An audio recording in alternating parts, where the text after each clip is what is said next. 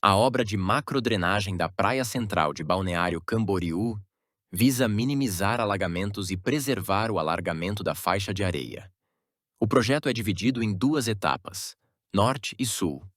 Até o momento, mais de 350 metros de galeria foram instaladas. Isso representa um avanço significativo, com uma média diária de 23 metros de conclusão. A etapa norte, com investimento de R$ 30 milhões e instalação de 5.290 peças de concreto, tem previsão de conclusão para o final de novembro de 2025. A etapa sul, com investimento de R$ 22 milhões, deve ser iniciada e finalizada em 2026.